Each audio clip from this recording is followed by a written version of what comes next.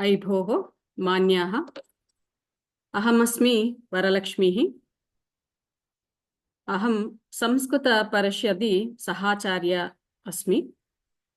अद्य मम व्याख्यानस्य विषयः अस्ति मृगपक्षशास्त्रं, गजशास्त्रम्, अश्वशास्त्रम् इति। पीपीटी प्रस्तुत्य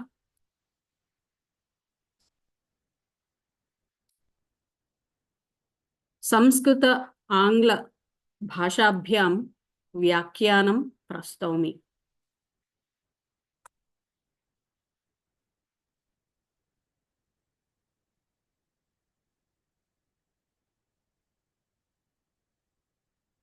मुख्यांशाः व्याख्यानस्य इत्थं भवन्ति। उपोद्घातः, ग्रन्थपरिचयः, रचयिता, कालः, रचनाशैली, विभागाः, प्राचीन आधुनिक वर्गीकरणयोः तुलनात्मकम् अध्ययनं, प्रासङ्गिकता च। आदौ तावत् मृगपक्षशास्त्रम् इति विषये व्याख्यास्यामि। मृगपक्षशास्त्रं हंसदेवस्य कृतिरस्ति। गजशास्त्रं पालकाप्यमुनेः कृतिः। अश्वशास्त्रं नकुलस्य कृतिरस्ति।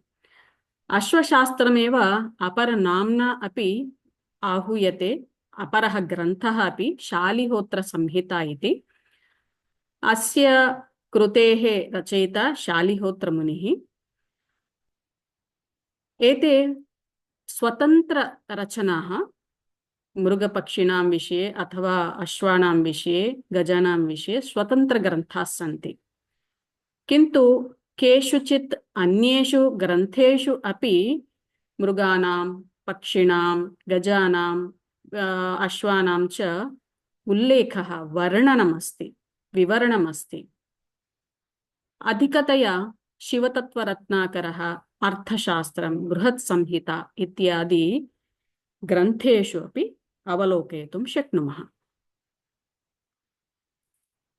आदौ तावत् मृगपक्षिशास्त्रविषये, मृगपक्षिशास्त्रम् इत्यस्य ग्रन्थस्य विषये किञ्चिदेव विवरणं प्रस्तौमि।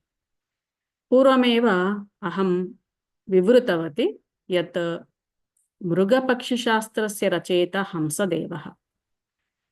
तस्य विवरणं।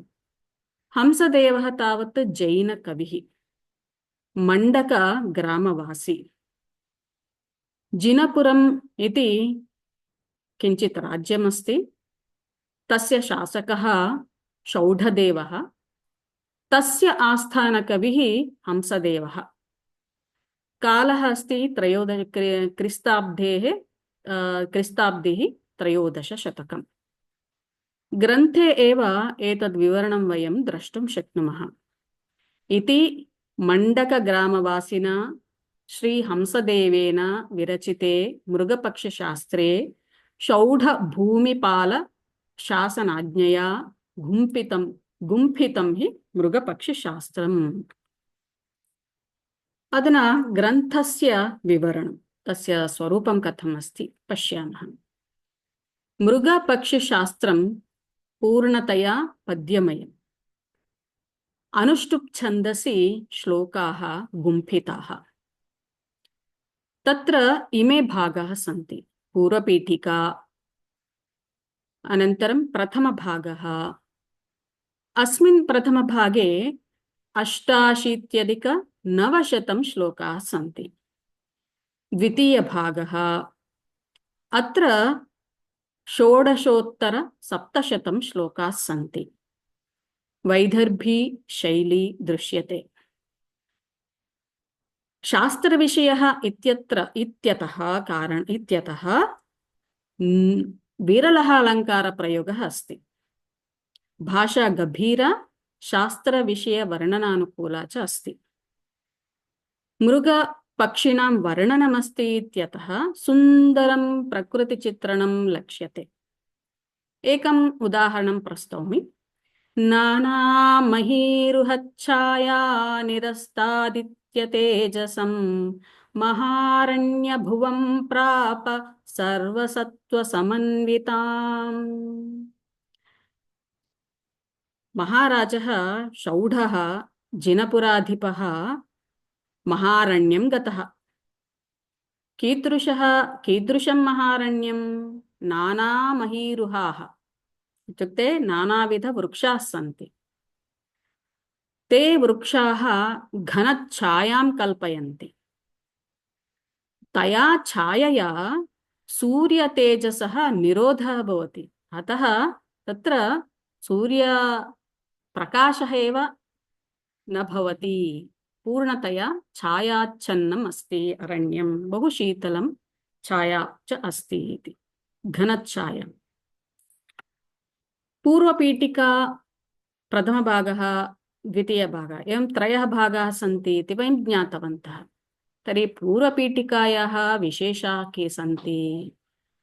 तत्र आदौ हंसदेवः मृगपक्षशास्त्रोद्भवः कथं जातः इति वर्णयति। कदाचित् महाराजः शौढदेवः अरण्यं गच्छति। राजा किमर्थम् अरण्यं गच्छति? क्रूरमृगाणां नियन्त्रणं कर्तव्यं। तेषां क्रूरमृगाणाम् अथवा अन्यमृगाणां संख्या प्रवर्धते तमाम् प्रतिवर्षं। नियन्त्रणं कर्तव्यम्। अतः राज्ञां कर्तव्यं भवति मृगया इति। मृगया इत्युक्ते हण्टिङ्ग्। अतः मृगयार्थं कदाचित् शौढदेवः प्रस्थितः। तर्हि मृगयार्थं साधनानि अपेक्षन्ते। वागुरा, पाशः, असि इत्युक्ते खड्गः, अनन्तरं सैन्यं, किराताः, शुनकाः इत्यादयः। एतैः साधनैः सः अरण्यं गच्छति। किञ्चित् कालं यावत् मृगया विनोदं करोति। तर्हि प्रभूतः प्राणिनाशः जातः। तद्दृष्ट्वा जैनमतानुयायी शौढदेवः पश्चात्तापम् अनुभवति। यदि जन्तूनाम् अनया रीत्या जीवनाशः भवति, तर्हि पूर्णतया जन्तवः नश्यन्ति खलु। मूलहानिः भवति खलु। कथं वा एते पुनः दृश्यन्ते? तर्हि अतः एतेषां हननम् अयुक्तम् इति चिन्तयति। तर्हि एतेषां रक्षणं कर्तव्यम्। पालनपोषणेन रक्षणं तु भवत्येव, किन्तु कालान्तरेण विनश्यन्ति। अन्येन कारणेनापि विनश्यन्ति। अतः इदानीं ये जन्तवः दृष्टिगोचराः सन्ति, तेषां जीवानाम् अरण्यवासिनां समग्रं चरितं रचनीयम् इति चिन्तयति। अतः मृगयातः निवृत्य स्वनगरं गच्छति। परेद्युः पण्डितानां सभां विरचय्य निवेदयति। भोः कविपण्डिताः, अहम् एकं अरण्यवासिनां जन्तूनां चरितं ज्ञातुमिच्छामि। अतः को वा तादृशं शास्त्रं रचयितुं प्रभवति इति। तदा राज्ञः मन्त्री कश्चन निवेदयति। हंसदेवः इति पण्डितः अस्ति, कविः, कवयति च। सः एतस्मिन् कार्ये मृगपक्षशास्त्रं रचयितुं प्रभवति इति। शौढदेवेन नियुक्तः हंसदेवः मृगपक्षशास्त्रं रचयति। एषा अस्ति पूर्वपीठिका। ते श्लोकाः केचन अत्र प्रस्तूयन्ते।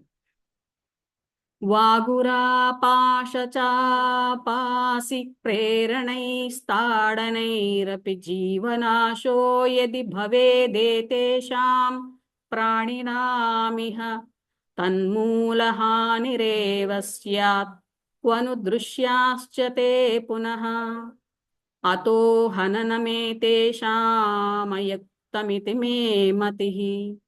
एकैकरक्षणं धर्म्यः श्रेयसे चात्मतुष्टये अतोऽहं सर्वसत्त्वानां गिरिकाननवासिनां समग्रं चरितं ज्ञातुमिच्छामि विबुधोत्तमाः। अस्य अर्थम् अहं पूर्वमेव विवृतवती। तो हंसदेवः राज्ञा नियुक्तः वदति, अहं मन्दमतिः अस्मि, मन्त्रिप्रेरितः अस्मि, नृपमानसं राज्ञः हृदयं रञ्जयन् मृगपक्षिगणक्रमं रचयामि, शास्त्ररूपेण रचयामि, बालानां हिताय रचयामि। सोऽहं मन्दमतिर्मन्त्रिप्रेरितो नृपमानसं हर्षयन् वर्णनपदैः मृगपक्षिगणक्रमं करोमि शास्त्रं बालानां हितायानेकपङ्क्तिकम् इति। तर्हि के विषयाः मृगपक्षिणां के विषयाः ग्रन्थे प्रस्तूयन्ते इति आदौ एव रचनाक्रमं रचनास्वरूपं हंसदेवः प्रस्तौति। पक्षिणां मृगाणां रतिकालः कः भवति, कदा भवति, गर्भविनिश्चयः कथं ज्ञायते, प्रसूतिसमयः कदा भवति, बालक्रीडादिकं कीदृशं भवति, वर्ण क्रिया जातिभेदाः के भवन्ति, योषित स्वरूपशैली कीदृशी स्यात्, वयः कालः कियन् स्यात्, सत्त्वादिक्रमः कीदृशः स्यात् इत्यादि विशेषाः अत्र ग्रन्थे निरूप्यन्ते। पश्यामः। निबद्धात्र मया श्रेणी सत्त्वानां तु पृथक् पृथक् प्रथमं रतिकालश्च ततो विनिश्चयः ततः प्रसूतिसमयो बालक्रीडादिकं ततः वर्णभेदः क्रियाभेदो जातिभेदस्ततः परं योषित्स्वरूपशैली च वयः कालश्च निश्चितः ततः सत्त्वादिभेदश्च शास्त्रेऽस्मिन् रचितः क्रमः। प्रथमो भागः भरतखण्डस्थ नानाविध मृगजाति स्वरूपादि वर्णनम्। अत्र वयम् अध्यायाः इति वदामः खलु, ग्रन्थे अध्यायाः भवन्ति, चाप्टर्स्। अस्मिन् तत् चाप्टर् इति पदस्य प्रयोगः श्रेणी इति उच्यते। प्रथमश्रेणी, द्वितीयश्रेणी, तृतीयश्रेणी इति। अत्र तावत् 36 श्रेणयः सन्ति। तर्हि प्रथमश्रेणी 21तमश्रेणीपर्यन्तम् अस्ति। तर्हि 21 श्रेणिषु मृगजातिवर्णनमस्ति।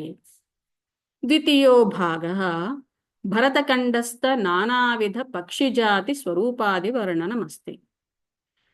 तर्हि 22तमश्रेणीतः 26तमश्रेणीपर्यन्तं पक्षिणां वर्णनमस्ति इति ज्ञायते। अधुना मृगजाति स्वरूपादिवर्णनम् इति यः प्रथमभागः अस्ति, तत्र के के मृगाः वर्णिताः। एकविंशति मृगभेदाः वर्णिताः। प्रथमं तावत् सिंहाः। अत्र सिंहेषु अपि जातिभेदाः सन्ति। कति इत्युक्ते षड् सिंहजातिप्रभेदाः। व्याघ्राः त्रयः भेदाः, तरक्षुः द्वौ भेदौ, भल्लूकः चतुर्विधाः, गण्डकमृगः भेदद्वयं, गजाः 13 प्रकाराः, अश्वाः 7 जातिप्रभेदाः, उष्ट्राः 4 जातिप्रभेदाः, गर्दभाः 3 जातिप्रभेदाः, वराहाः 7 जातिप्रभेदाः, इतोपि उपजातिप्रभेदाः 3 सन्ति।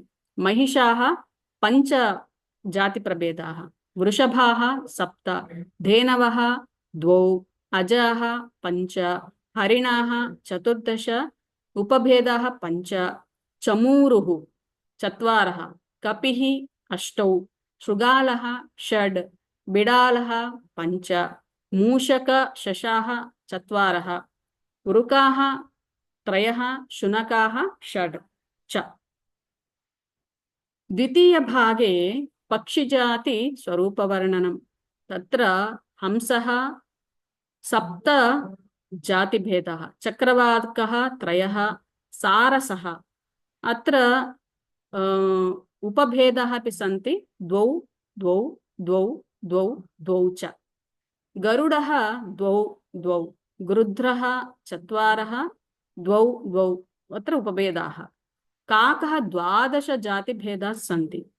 उलूकः 3 भेदाः, 4 उपभेदाः सन्ति। शुकः 3 भेदाः, 4 उपजातयः। मयूरः 6 जातयः सन्ति, जातिभेदाः। पारावतः 3 उपजातयः, 2। कुक्कुटः 4, चटकः 2 2, लोहपृष्ठः 2 2, खञ्जरीटः 2 2 3 इति प्लवादिपक्षिणः इति अवशिष्टपक्षिणां वर्णनम्। उदाहरणतया सिंहाः। सर्वं शास्त्रम् एकघण्टासमये प्रस्तोतुं न शक्यते इत्यतः एकम् उदाहरणं प्रस्तुमः स्थालीपुलाकन्यायेन। सिंहः इति वयं जानीमः, तर्हि तत्र जातिप्रभेदाः सन्ति। कति इत्युक्ते 6। सिंह, मृगेन्द्र, पञ्चास्य, हर्यक्ष, केसरी, हरयः इति। वयं अमरकोशे, अन्यान्य वैजयन्तिकोशे, भिन्नभिन्नकोशेषु पर्यायवाचिशब्दान् पश्यामः। उदाहरणतया अमरकोशे वयं सिंहस्य, अनन्तरं व्याघ्रस्य च, चित्रकस्य च पर्यायवाचिशब्दानाम् एतस्मिन् श्लोके पश्यामः। तत्र किमस्ति? सिंहो मृगेन्द्रः, पञ्चास्यो हर्यक्षः, केसरी हरिः, कण्ठीरवो मृगरिपुः, मृगदृष्टिर्मृगाशनः, पुण्डरीकः पञ्चनख नखचित्रकाय मृगद्विषः, शार्दूलद्वीपिनौ व्याघ्रे तरक्षुस्तु मृगादनः। अस्मिन् श्लोके वयं सिंहस्य पर्यायवाचिशब्दान् पश्यामः। सिंहः, मृगेन्द्रः, पञ्चास्यः, हर्यक्षः, केसरी, हरिः। अमरकोशानुसारं पर्यायवाचिशब्दाः, किन्तु यदा मृगपक्षिशास्त्रं अवलोकयामः तदा ज्ञायते यत् सिंहस्य जातिभेदाः एवं लक्षणानि भिन्नानि भवन्ति, अतः भेदः भवति, अतः भिद्यन्ते। सिंहः मृगेन्द्रात् भिद्यते इति। कीदृशानि लक्षणानि भवन्ति इति अग्रे कविः वर्णयति। एकैकस्य सिंहस्य लक्षणानि कानि, मृगेन्द्रस्य लक्षणानि कानि, पञ्चास्यस्य लक्षणानि कानि इति सः श्लोकेषु वर्णयति। तथा व्याघ्रः इति अस्ति, शार्दूलः, द्वीपी, व्याघ्रः इति त्रयः अमरकोशे शार्दूलद्वीपिनौ व्याघ्रो तरक्षुः मृगा शार्दूलद्वीपी व्याघ्र एते त्रयः पर्यायवाचिशब्दाः अमरकोशानुसार, किन्तु अत्र शास्त्रानुसारम् एते त्रयः जातिप्रभेदाः। तथा अवशिष्टमपि अवगन्तव्यम्। अस्तु, इदानीं मृगपक्षिशास्त्रस्य प्रासङ्गिकतां पश्यामः। आधुनिकं मृगपक्षिशास्त्रं कीदृशमस्ति? अस्माकं संस्कृतज्ञानां, संस्कृतपण्डितानां, पूर्वतनप्राक्तनानां शास्त्रस्य महत्त्वं कथमस्ति? त्रयोदशशताब्दे एव शताब्दौ एव रचिता खलु इयं कृतिः। पश्यामः। आधुनिकं वर्गीकरणमस्ति। केन एतद् वर्गीकरणं कृतं? स्वीडिश् बोटानिस्ट् कश्चन अस्ति, कारोलस् लिन्नेयस् इति। तस्य अधुनापि एतदेव अनुसृयते। आधुनिक जूआलजिस्ट् एतदेव प्रस्तुवन्ति। तदनुसारं तत्र किङ्ग्डम्, फैलम्, क्लास्, आर्डर्, फ्यामिली, जीनस्, स्पीशीस् एते भागाः भवन्ति। प्रथमं तावत् किङ्ग्डम् इति पश्यामः। तत्र 5 किङ्ग्डम्स् भवन्ति: एनिमल्स्, प्लांट्स्, फंगै, बैक्टीरिया, प्रोटिस्ट इति। अधुना एनिमल्स् इत्यत्र इत्येतदेव मृगपक्षिशास्त्रं, संस्कृतशास्त्रदृष्ट्या एनिमल्स्। अस्मिन् एनिमल् किङ्ग्डम् विभागे 5 फैलम्स् सन्ति। निडेरिया तदेव इन्वर्टिब्रेट्स् इति उच्यते। द्वितीयं कॉर्डेटा, वर्टिब्रेट्स्, आर्थ्रोपोड्स्, मोलस्कस्, एकाइनोडर्म् इति। अत्र पुनः वर्टिब्रेट्स्, कॉर्डेटा इत्यस्मिन् 6 विभागाः सन्ति, 6 वर्गाः। Mammalia, Actinopterygii, Chondrichthyes, Aves, Amphibia, Reptilia. Mammalia इत्यस्मिन् वर्गे 19 उपवर्गाः सन्ति। एव्स इत्यस्मिन् वर्गे 23 उपवर्गाः सन्ति। मैमेलिया इत्युक्ते एनिमल्स्, एव्स इत्युक्ते बर्ड्स्, अतः मृगाः, पक्षिणः। तर्हि पश्यन्तु, अस्माकं प्राक्तनाः संस्कृतपण्डिताः मैमेलिया, एव्स, मृगाः, पक्षिणः इति शास्त्रं बहोः कालात् पूर्वं रचितवन्तः इति विशेषः। अस्तु, आधुनिकशास्त्रानुगुणं 19 सन्ति। तर्हि हंसदेवः मैमेलिया इति वर्गं, एव्स इति वर्गं, मृगाः, पक्षिणः, मृगपक्षिशास्त्रम् इति विरचितवान्। तत्र आधुनिके 19 वर्गाः सन्ति चेत् हंसदेवः तेषु 7 वर्गान् स्वशास्त्रे निक्षिप्तवान्, वर्णितवान्। आधुनिकशास्त्रे पक्षिणां 23 वर्गाः सन्ति चेत् हंसदेवस्य मृगपक्षिशास्त्रे 12 वर्गाः प्रस्तुताः। तर्हि अत्र 21 मृगाः वर्णिताः मृगपक्षिशास्त्रे, 15 पक्षीणां भेदाः वर्णिताः इति विशेषः। अत्र पश्यामश्चेत् प्रथमः वर्गः मृगपक्षिशास्त्रे लक्ष्यमाणाः 7 वर्गाः, आर्डर्स्, 7 आर्डर्स्: कार्निवोरा, आर्टियोडक्टैला, पेरिसोडक्टैला, प्रैमेट्स्, प्रोबेसिडिया, रोडेन्शिया, लागोमार्फा। एतानि सर्वाणि लाटिन् अथवा अन्य भाषापदजालानि कदाचित् उच्चारणं शुद्धं न भवेत्, अतः क्षमार्हा। कार्निवोरा इत्यस्मिन् वर्गे के जन्तवः ये अन्तर्भवन्ति जन्तवः तेषु मृगपक्षिशास्त्रे सिंहः, व्याघ्रः, तरक्षुः, भल्लूकः, शृगालः, वृकः, मार्जालः, शुनकश्च अन्तर्भवति। एते अत्र मृगपक्षिशास्त्रे लभ्यन्ते। आर्टियोडक्टैल्, अत्र कार्निवोरा इत्युक्ते मांसादनाः, अपि च चतुष्पादः नखाः भवन्ति। आर्टियोडक्टैला धेनुः, वृषभः, महिषः, हरिणः, अजा, एडकः भवति। अत्र अपि तेषां खुरः भवति। जन्तूनां पादः कथं भवति, पादः किमुच्यते इत्युक्ते खुरः इति उच्यते। अनन्तरं सर्वदा चर्विचर्वणं कुर्वन्ति। तेषाम् उदरं चतुर्धा विभक्तं भवति, रोमन्थं कुर्वन्ति इति एतेषां लक्षणानि। एतानि लक्षणानि सर्वाणि अपि हंसदेवेन वर्णितानि। तृतीयं पेरिस्सोडक्टैला, अश्वाः, गर्दभाः, गण्डकाः, खड्गमृगः इति चेति वर्णिताः।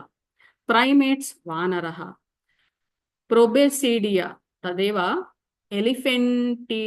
एलिफेण्टिडे इति उच्यते, गजाः। रोडेन्शिया, ये जन्तवः दंशन्ति, मूषिकः, चुचुन्दरः, तादृशाः जन्तवः अत्र भवन्ति। लागोमोर्फा, शशः। एवं वयं 7 आर्डर्स्, 7 श्रेणीः द्रष्टुं शक्नुमः। इदानीं पक्षिणः, आधुनिकशास्त्रे 23 श्रेणयः सन्ति। मृगपक्षिशास्त्रे वयं 12 श्रेणीः द्रष्टुं शक्नुमः। एन्सिरोफार्म्स्, तत्र एते जन्तवः, पक्षिणः, हंसः, चक्राङ्गः, कोकः, शरारी, कुक्कुटः। ग्रुयिफार्म्स्, सारसः इति पक्षी। पेलिकानिफार्म्स्, बलाकः, सारङ्गः। गल्लीफार्म्स्, मयूरः, चकोरः। क्युकिलिफार्म्स्, कोकिलः, चातकः। एक्सेप्टिरिफार्म्स्, गृध्रः, गरुडः।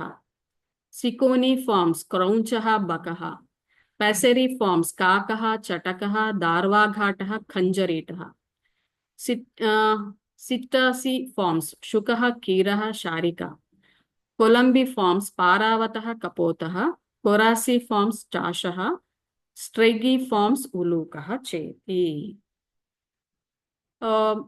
शास्त्रान्ते निवेदयति हंसदेवः, अहम् अल्पमतिः खलु, मन्दमतिः, अतः अल्पम् एव अस्मिन् शास्त्रे प्रस्तुतवान्। वस्तुतः स्थानानुगुणं, वातावरणानुगुणम्, अरण्यानुगुणं नानाभेदाः भवेयुः। पक्षिणां, मृगाणां च नानाभेदाः भवेयुः। अतः स्वीयबुद्ध्या भवन्तः तेषां जातिप्रभेदान् अवगच्छन्तु। अहम् अल्पमतिः, अतः अल्पं प्रस्तौमि। रूपतः कार्यभेदेन शतशोऽथ सहस्रशः जलधि नद नदी महीध्रसानुस्थलवनवृक्षरसार्कवात भेदैः जगति विविध देशकार्यभेदैरपि विहगाश्च मृगाश्च भिन्नरूपाः। तेषां स्वीयबुद्ध्या मृगाणां नानावर्णाहारगत्यादिभेदाः प्रायो रूपारावमूल्यादिकाश्च विद्वद्वर्यैर्वीक्ष्य बोध्याः क्रमेण इति। एतावत्पर्यन्तं वयं मृगपक्षिशास्त्रस्य विशेषान् स्थालीपुलाकन्यायेन ज्ञातवन्तः। मृगपक्षिशास्त्रे 12 मृगप्रभेदाः, 19 मृगभेदाः वर्णिताः। तत्र गजः एकः अस्ति, पुनः अश्वः एकः अस्ति। गजशास्त्रम् अश्वशास्त्रम् इति वैज्ञानिक विषय भूयिष्ठं शास्त्रद्वयं संस्कृतसाहित्ये लक्ष्यते। संस्कृतसाहित्यं केवलं स्तोत्रमयं।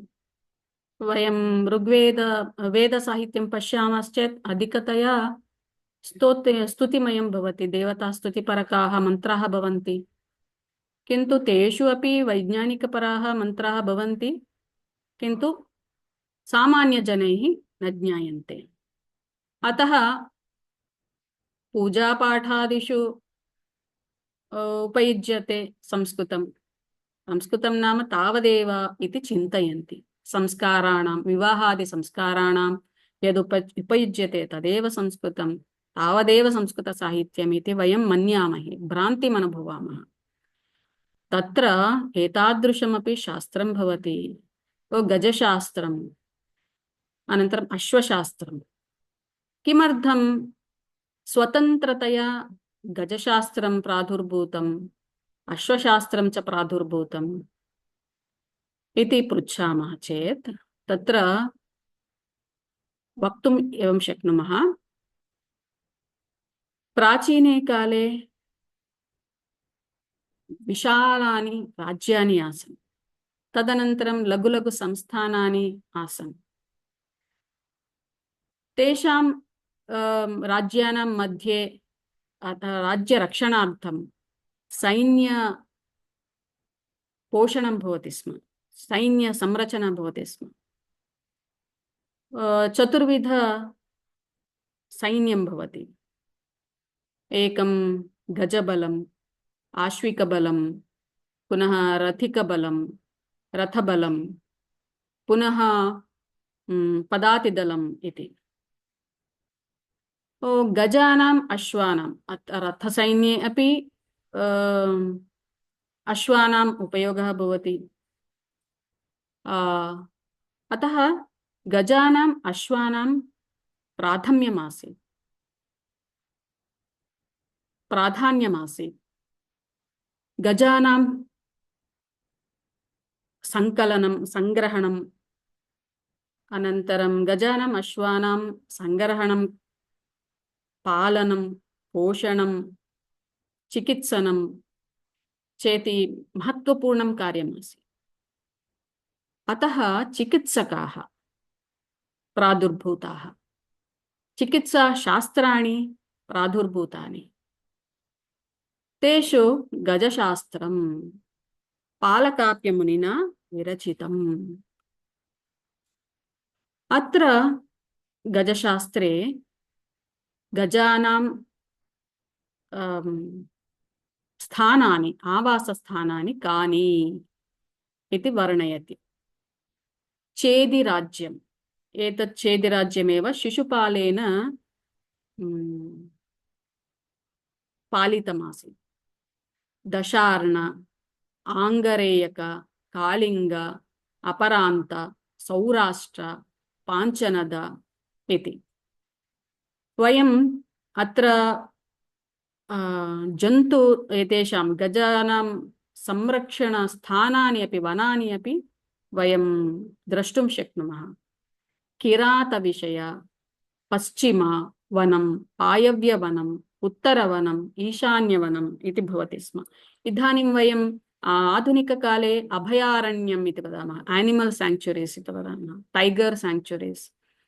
तादृशं पूर्वमपि आसन् इति प्रमाणयति एतत् शास्त्रम्। अत्र गजशास्त्रे गजानां वर्णनमस्ति।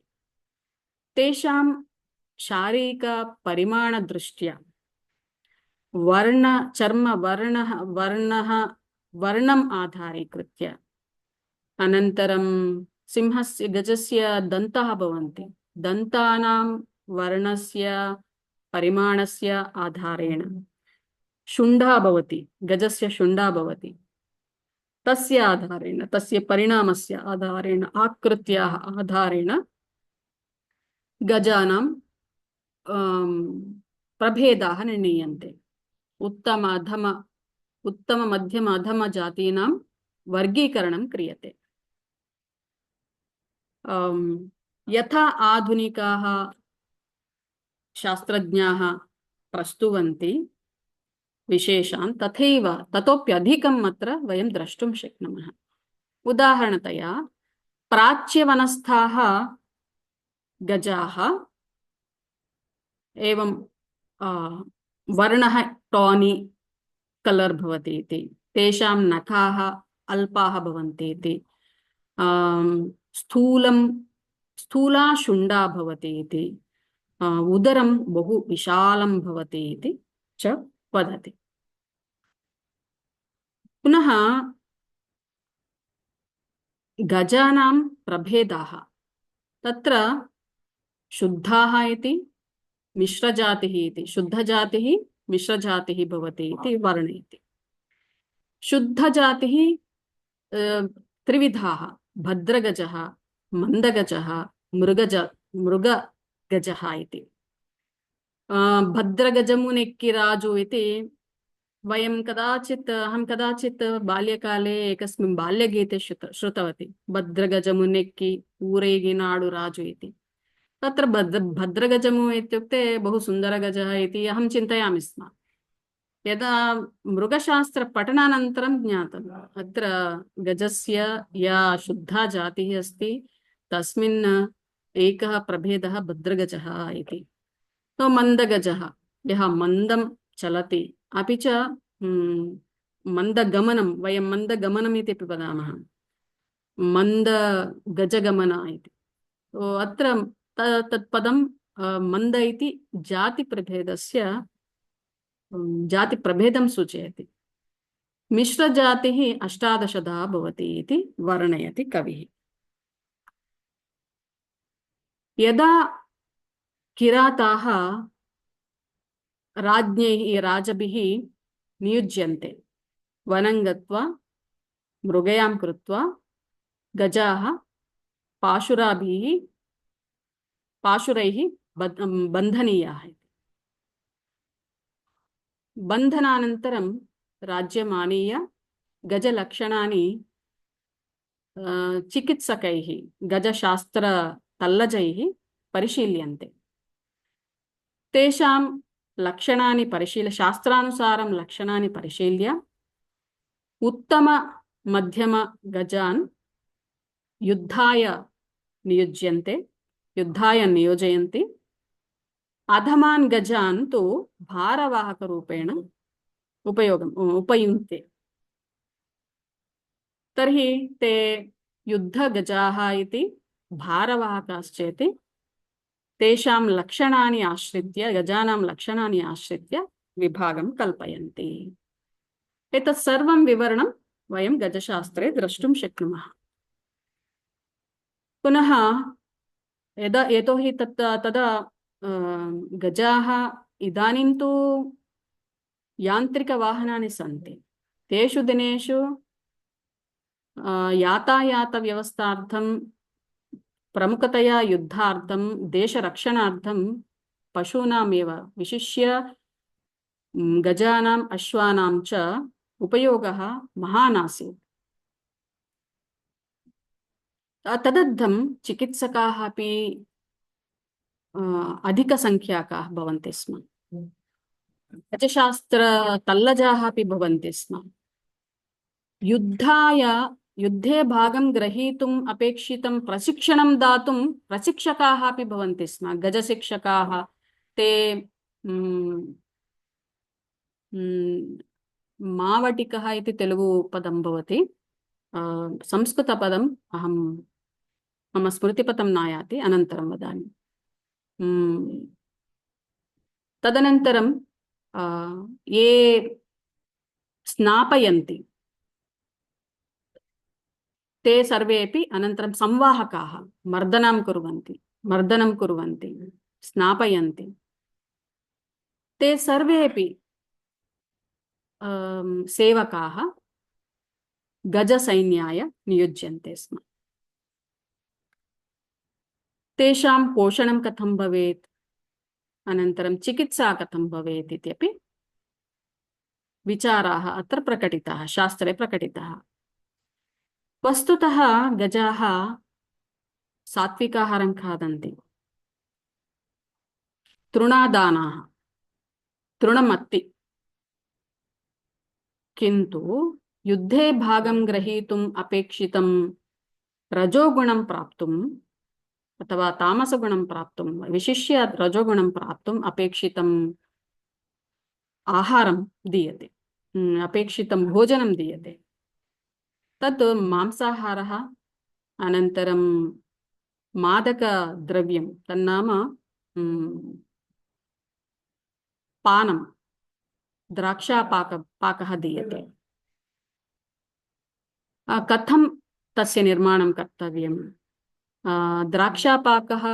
द्राक्षापाके योजनीयाः औषधविशेषाः के? युद्धार्थं ते कथं सन्नद्धाः भवेयुः? कीदृशं पोषणं कर्तव्यं? के के ते पदार्थाः इति सर्वं सम्पूर्णं विवरणं तत्र भवति।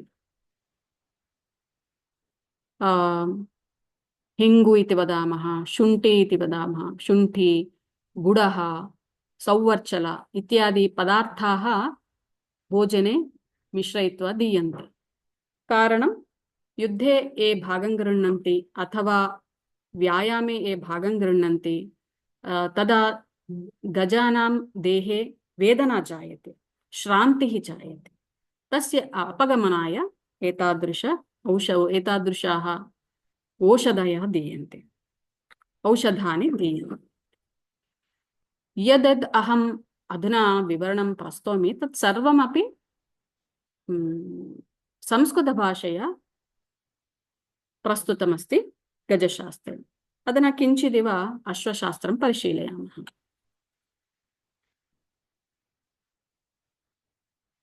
अश्वशास्त्रं नकुलेन विरचितम्। पुनः शालिहोत्रसंहिता इति अपरः ग्रन्थः अपि अस्ति, सः शालिहोत्रमुनिना विरचितम् इति लक्ष्यते। एतेषां प्रादुर्भावविषये, इतिहासविषये बहुधा उल्लिखितं भवति ग्रन्थस्य आरम्भे। वयं पूर्वमेव ज्ञातवन्तः यत् पूर्वं राज्यस्य रक्षणार्थं सैन्यं, चतुर्विधं बलं, तत्र आश्विकबलं भवति इति। अतः अश्वानां विषये बहु प्रभूताः विशेषाः, महान्तः विशेषाः अत्र प्रस्तूयन्ते। बहुकालात् अश्वशास्त्रं प्रचलितमस्ति। वयं रामायणे, महाभारते, पुराणेषु, अनन्तरं काव्येषु, नाटकेषु च एतेषां वर्णनं पश्यामः। पञ्चमहाकाव्येषु पञ्चमहाकाव्यानां लक्षणानि भवन्ति। तदनुसारं युद्धवर्णनं, युद्धे आश्विकबलस्य वर्णनं, गजबलस्य वर्णनं, सर्वेषां वर्णनं भवति। शिशुपालवधम् इति एकं काव्यमस्ति। तत्र शिशुपालवधाय श्रीकृष्णः स्वराज्यात् प्रतस्थे, सैन्येन प्रतस्थे। तर्हि तत्र गजबलम्, आश्विकबलं, वृषभाः, इतोपि धेनवः, उष्ट्राः, एते सर्वेपि जन्तवः भवन्ति। तेषां लक्षणानि, तेषां गतिविधानं सर्वमपि प्रभूतम् एकस्मिन् सर्गे प्रभूतं वर्णनं, विपुलं वर्णनं दृश्यते। तथैव नैषधीयचरितम् इति अस्ति अपरं, श्रीहर्षेण विरचितं। तस्य विशेषणमपि, तस्य वैशिष्ट्यमपि अन्ते अहं वर्णयामि। अश्वशास्त्रविशेषान् प्रस्तूय तदनन्तरं वदामि। अश्वानां लक्षणानि परिशील्य उत्तम, मध्यम, अधम अश्वाः के इति चित्वा उत्तमान् अश्वान् सेनायै उपयुज्य अधमान् अश्वान् भारवाहकरूपेण उपयुञ्जते स्म अश्वशास्त्रज्ञाः। अत्र केन आधारेण अश्वानां लक्षणानि परिशील्यन्ते? तत्र तेषां शारीरिकलक्षणानि, वयः, स्थानानुगुणम् अपि विभेदाः, शरीरे आवर्ताः भवन्ति। आवर्तः नाम सर्कुलर् हेरी फार्मेशन्। तदनन्तरं पुण्ड्राः, एते शिरोभागे पश्यन्तु, एते पुण्ड्राः। अनन्तरं हेषारावः, नेयिङ्ग्। हेषारावः कथमस्ति, गन्धः कीदृशः अस्ति, अश्वानां छाया कीदृशी अस्ति, वर्णः, अनन्तरं तेषां प्रशिक्षणगतिः कीदृशी अस्ति, गमनं कथमस्ति, एते सर्वे अपि विषयाः विपुलतया चर्चिताः। वयं यदा पठामः चकिताः भवामः इत्यत्र नास्ति संशीतिलेशः। एवं मृगपक्षिशास्त्रं, पक्षिशास्त्रं, गजशास्त्रम्, अश्वशास्त्रम्, अहं केवलं एतानि शास्त्राणि संस्कृतसाहित्ये लक्ष्यन्ते खलु। वस्तुतः एकम् अश्वशास्त्रं पश्यामश्चेत् तत्र बहवः ग्रन्थाः सन्ति। मल्लिनाथसूरिः इति कश्चन व्याख्याकारः अस्ति। सः व्याख्यानचक्रवर्ती इति प्रथितः, विश्रुतः। स्वव्याख्याने पञ्चमहाकाव्यानां व्याख्याता सः। पञ्चमहाकाव्येषु एकैकस्य पदस्य विवरणं, यस्य अपेक्षितं विवरणं, तस्य उल्लेखं करोति। सः अश्वशास्त्रस्य बहूनां ग्रन्थानाम् उल्लेखं करोति। तथैव गजशास्त्रस्यापि बहूनां ग्रन्थानाम् उल्लेखं करोति। अहं केवलं नकुलस्य अश्वशास्त्रम् आश्रित्य, पालकाप्यस्य गजशास्त्रम् इति एकं ग्रन्थम् आश्रित्य, हंसदेवस्य मृगपक्षिशास्त्रम् इति एकं शास्त्रम्, इत्थं त्रीणि शास्त्राणि, त्रिषु शास्त्रेषु त्रीन् ग्रन्थान् आश्रित्य अल्पं प्रस्तौमि, यतोहि समयसीमा वर्तते इति। तो अत्रापि तेषु विषयेषु अपि केवलम् अङ्गुलिगणनीयाः विशेषाः एव प्रस्तुताः। एतेषां त्रयाणां ग्रन्थानाम् अवलोकनेन वयं किम् अवगच्छामः? अस्माकं भारतीयां संस्कृतिम् अवगच्छामः। अस्माकं प्राचीनमुनीनां, ऋषीणां, मुनीनां ज्ञानसम्पत्तिम् अवगच्छामः। ते पर्यावरणविषये बहु अवधानं दत्तवन्तः। प्राणिनां संरक्षणं प्राथम्यं भजते इति अवगच्छन्ति स्म। यथा आयुर्वेदः, योगशास्त्रं, योगदर्शनम् इति शास्त्राणि सन्ति, तथा जन्तूनां विषये अपि शास्त्राणि रचितवन्तः। तेषां संरक्षणं कथं करणीयं, पालनं कथं करणीयं, संरक्षणं कथं करणीयं, पोषणं कथं करणीयम् इति ग्रन्थस्थं कृतवन्तः। तो पूर्वजानाम् अस्माकं कीदृशी दृष्टिः, वैज्ञानिकी दृष्टिः अस्ति इति प्रमाणयन्ति एतानि शास्त्राणि। कुत्रचित् वयं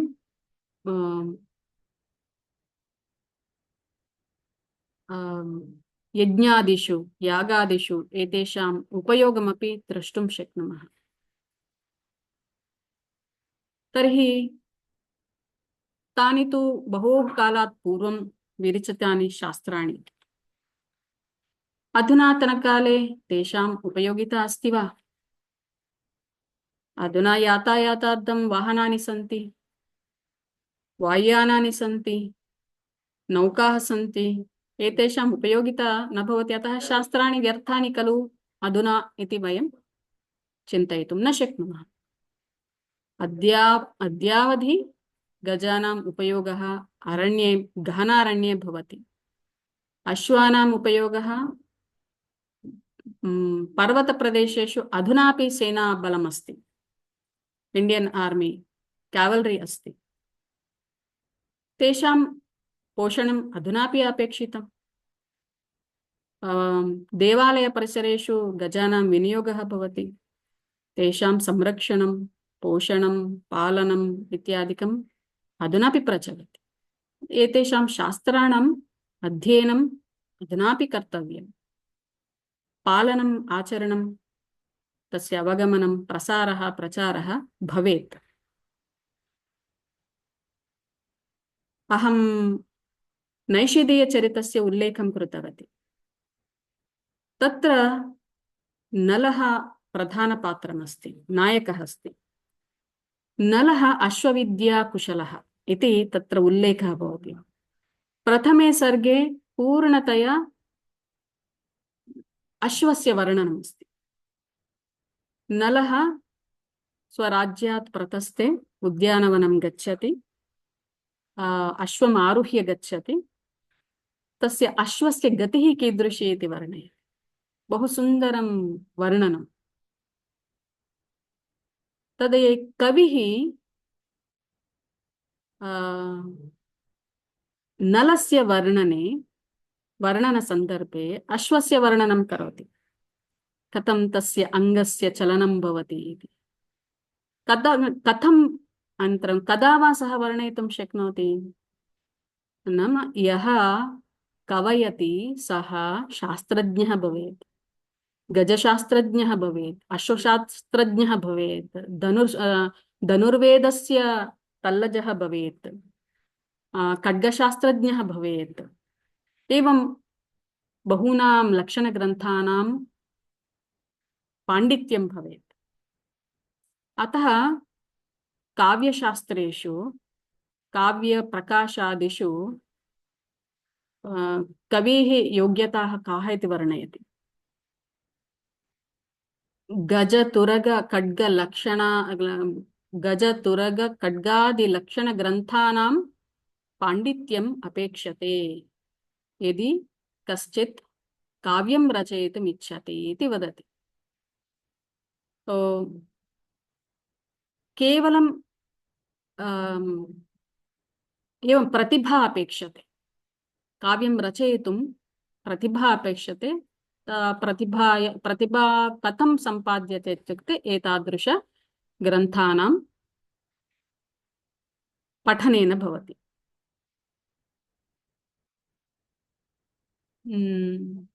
तत्रैव किञ्चित् उल्लिखितमस्ति।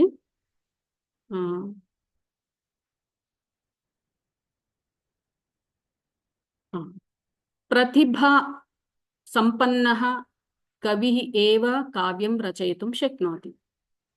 तर्हि तादृश प्रतिभासम्पन्नाः कवयः प्रभूतं संस्कृतसाहित्यं विरचितवन्तः। अतः एव वयं विपुलं संस्कृतसाहित्यं पश्यामः। रामायणं, महाभारतं, पूर्वमहमुल्लिखितवती पुराणं, पञ्चमहाकाव्यानि, अन्यकाव्यानि, नाटकानि इति। राजशेखरः इति कश्चन साहित्यशास्त्रकारः अस्ति। सः काव्यमीमांसाम् इति ग्रन्थं रचितवान्। सः प्रतिभाविषये उल्लिखति। किमित्युक्ते प्रतिभा द्विविधा भवति। एकं कारयित्री प्रतिभा, अपरं भावयित्री प्रतिभा। कारयित्री प्रतिभा इत्युक्ते कवेः प्रतिभा। भावयित्री प्रतिभा इत्युक्ते पाठकस्य प्रतिभा। कविः काव्यं रचयति, तर्हि पाठकः तत् काव्यं पठति। प्रतिभया एव कविः काव्यं रचयति। यदा एतत् काव्यं पठित्वा अवगन्तुं पाठकः अपि प्रतिभासम्पन्नः भवेत्। पाठकस्यापि तत् काव्यम् अवगन्तुम् अपेक्षितं ज्ञानं भवेत्। यथा कविः प्रतिभासम्पन्नः भवति, यावान् प्रतिभासम्पन्नः कविः भवति, तावान् प्रतिभासम्पन्नः पाठकः इत्युक्ते वयं सामान्यजनः अपि भवेत्। प्रतिभा अपेक्षते। कविः गजशास्त्रज्ञः, अश्वशास्त्रज्ञः, खड्गशास्त्रज्ञः, छन्दश्शास्त्रज्ञः, व्याकरणशास्त्रज्ञः च भिन्नभिन्नशास्त्रज्ञः भवत्येव, किन्तु तादृश प्रतिभाभूयिष्ठं काव्यम् अवगन्तुं पाठकोऽपि जानीय। छन्दश्शास्त्रज्ञः भवेत्, गजशास्त्रज्ञः भवेत्, अश्वशास्त्रज्ञः भवेत्। सः साक्षात् काव्यं पठित्वा अवगन्तुं न शक्नोति इत्यतः मल्लिनाथसदृशाः व्याख्याकाराः शास्त्रविशेषान् वर्णयन्तः व्याख्यानानि रचितवन्तः। तदपि व्याख्यानं प्रतिभाप्रपूर्णं भवति। सः मल्लिनाथसूरिः एतेषां सर्वेषां शास्त्राणां अभिज्ञः पण्डितः इत्यतः सः तादृशं व्याख्यानं रचितवान्। तदपि पठितुं वयं सामान्यपाठकाः एतेषां शास्त्राणाम् अवगाहनं प्राप्नुयामः। तद् दृष्ट्या अहं मम व्याख्यानविषयत्वेन मृगपक्षिशास्त्रम्, अश्वशास्त्रं, गजशास्त्रम् इति विषयान् चितवती। एतेन व्याख्यानेन भवन्तः ईषद्वा ज्ञानं प्राप्नुवन्ति तर्हि मम व्याख्यानं सफलमिति मन्ये। अधुना अहं प्रश्नोत्तराणां समयं कल्पयितुम् इच्छामि। तदर्थं किञ्चित् व्यवस्थां कल्पयामि।